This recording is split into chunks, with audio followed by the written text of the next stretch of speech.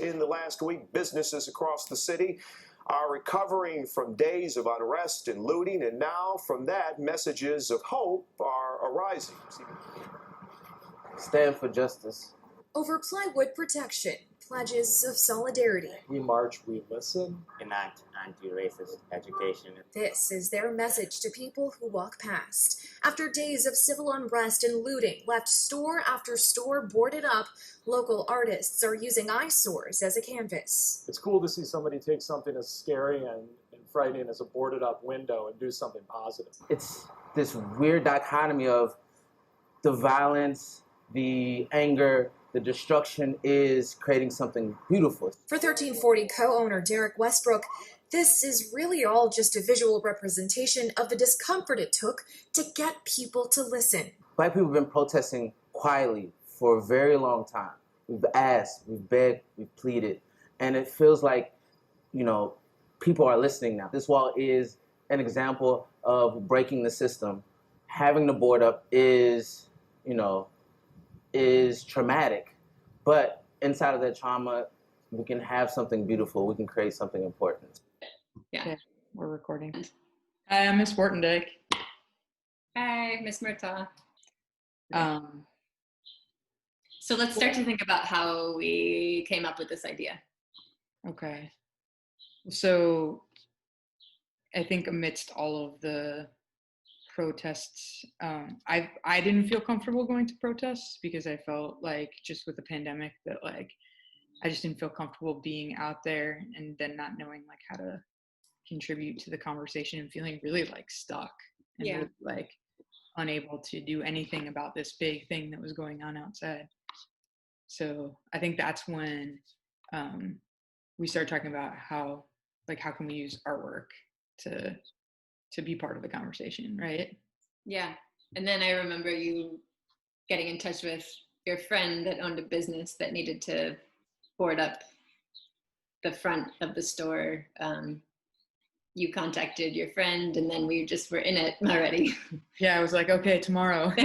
And then we sent these text messages back and forth about we should put a statement and we should put a question. I think we initially were just going to put a big statement on it. Yeah. And then eventually we landed on a question because I think between the conversation that we had, we ended up thinking that it was really important for it to be a place where people could express their ideas and sort of be a general neighborhood, almost like a neighborhood board for conversation where people aren't necessarily talking to each other, but it's a safe place to put your ideas and to talk to your neighbors and people around you. And then it was cool when we were doing it because I think there was actually an actual protest going on the day that we were still doing it. So multiple people were walking by, which was pretty awesome. Yeah, there was a protest in Union Park that day. So it was right down the street. So contributing to it while in the midst of being in the middle of the action, which is cool. Yeah, I remember being a little bit worried about the statement without any context because I think people walked by and I remember one guy saying, "What now? How about you should be writing Black Lives Matter?" And I was like, well, yeah, except that that's not what this is. This is a place for people to think through these ideas publicly. Yeah. And then a bunch of people ended up writing Black Lives Matter underneath the question, what now? So yeah.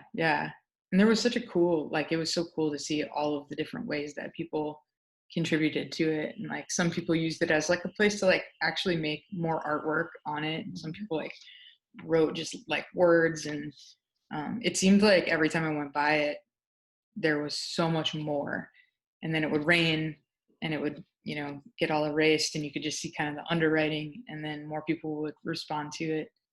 So I thought that was really cool that it was just a kind of over and over again would rebuild.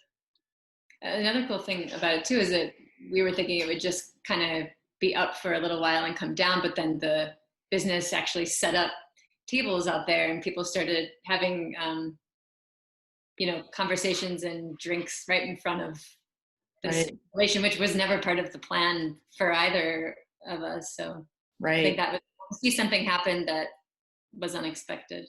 Yeah, and then once they took it down off the front of the building, they actually brought it into the store, and now it sits in the store. And Derek, one of the guys that owns the store, like does these videos. He does this thing called samples on samples, where he like plays music and talks about wine, and he always has that behind him. So he's always got this question, what now, like right behind him, which I think is really, really cool. That it still lives, you know, like. Yeah. So I think that's cool that we have that at the school now, that we can kind of like let that live and do, like it can kind of take on multiple different lives. Yeah.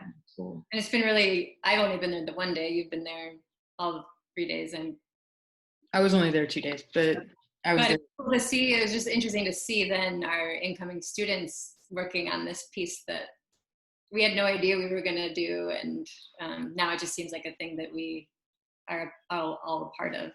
Mm-hmm. More like distantly able to connect somehow, you know? Yeah. And it was really cool to see kids. It was really cool to see kids actually like step back and read what everyone else said. Mm-hmm. And often they did that before they responded, because they won't, like, I think they were like, okay, how do I become part of this conversation? Like, what is this conversation that's happening up here, and how do I contribute to it?